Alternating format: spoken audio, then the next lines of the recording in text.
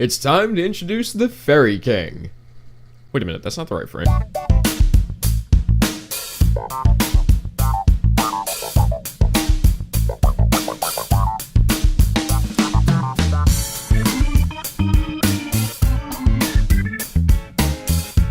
If you're looking for a frame that's incredibly annoying to build for, Oberon's for you. Anyway, thank you Alante Benson, fucking fantastic name, for the suggestion. Now let's get started. As I said, Oberon is easily one of the most annoying frames I've ever tried to build for, but let's not get ahead of ourselves. Let's talk about where to get him first. Now, Oberon is always considered a money frame in the eyes of the Warframe community for a good reason, although Harrow's chassis is quickly rising to take his place.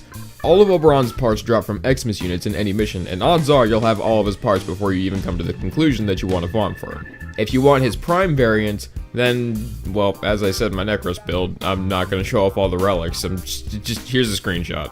Anyway, let's get to Oberon's skills. For a healer support-ish frame, Oberon has a lot of offensive abilities that can be really difficult to use if you don't understand the underlying mechanics behind them. His first skill, Smite, is probably the most difficult one to use. Like Ember's Fireball ability and Frost Freeze ability, Smite fires off a blast of pure radiation damage that knocks down your target and makes them frantically attack anyone close by. Upon impact, the blast also splits into multiple homing projectiles that have a chance to deal additional radiation damage and derives the majority of their damage from a percentage of the initial target's base health and shields. So to get the most out of this ability, try to target stronger units so that any surrounding weaker units take more damage and saves you some energy. Now, while the rest of Oberon's skills are relatively easier to use compared to Smite, each of those abilities requires so much synergy that energy consumption will be your biggest problem with him. Oberon's second ability, Hallowed Ground, spreads a wave of radiating energy on the ground which deals a small amount of radiation damage over time to any enemy on top of it, and removes any status effects from you and your allies, as well as prevents any other status damage, including knockdowns, from affecting you. This is a fantastic skill for defense missions, particularly against infested missions, but to get the most out of this ability, you'll need to use Oberon's third ability. Renewal is Oberon's main healing ability. Unlike Trinity's Blessing, which heals immediately on cast and can be used multiple times in succession, Renewal blasts a wave of energy outward which immediately heals allies within range, and also applies a heal over time to each of them, including Oberon himself, which lasts for as long as the ability is active. It will drain faster for every ally healed this way, but as I said earlier, this ability can synergize with Hallowed Ground.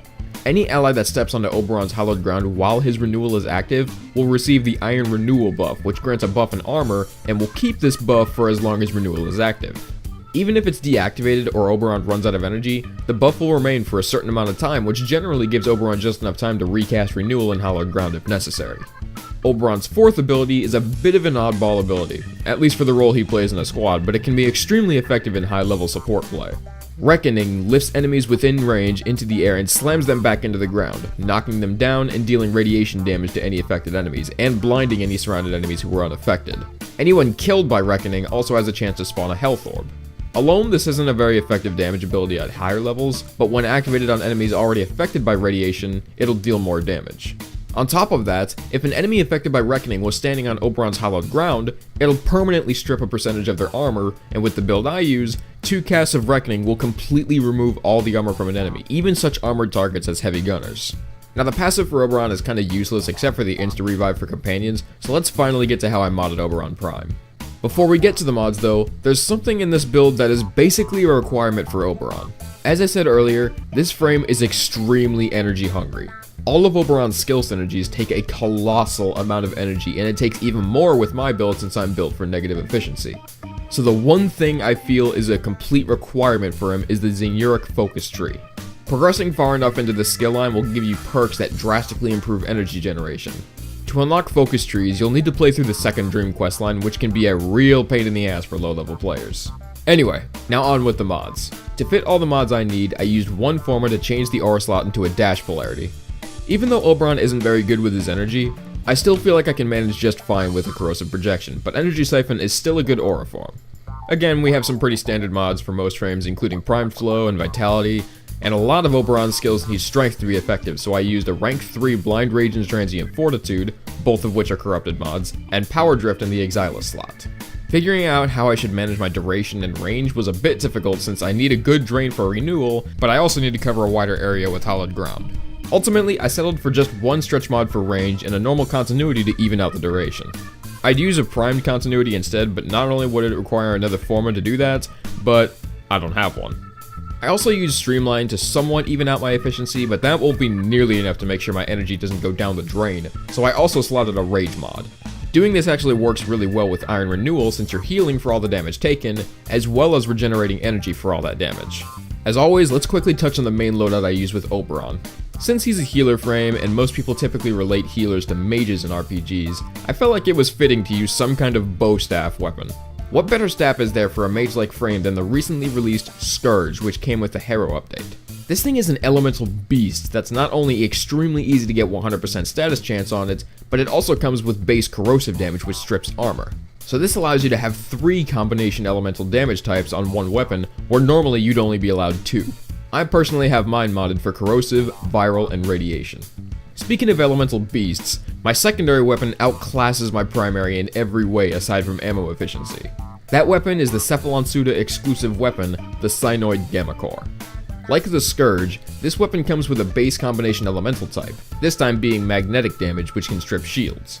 Once again, I added viral and radiation damage which pushes my status chance just above 100%, but the main reason I chose the Cynoid Gamma Core was for its Syndicate proc, which all Syndicate weapons aside from melee weapons have. The one for Cephalon Suda activates when you obtain a certain amount of affinity and explodes with AoE magnetic damage, as well as granting you some energy, while also slightly boosting your max energy temporarily. I imagine I don't need to explain why this buff is necessary for Oberon. The melee weapon was originally going to be the Rakta Dark Dagger, since it has the extra effect of boosting overshields when attacking a target affected by radiation, but with the amount of healing you receive with Renewal, I felt like it was better to just have one of the most damaging weapons in my arsenal, the Skindo Prime. I don't know how to pronounce that, I'm just going to call it the Skindo Prime. I know there are better weapons out there like the Stalker's War or the Galatine Prime, but this was the strongest two-hander I had that could use the Tempo Royale stance, and it still hits pretty hard. Now look, I know better than anyone that Trinity is still the most effective healer in the game, but after Oberon's rework, he's well worth your time if you want to spice your support game up. In fact, he's my personal favorite healer since he's more active with his abilities than Trinity, if that makes any sense. Anyway, as I said in my Excalibur video, go ahead and leave your suggestions for the next Warframe I'll cover, and I'll see you in the next video.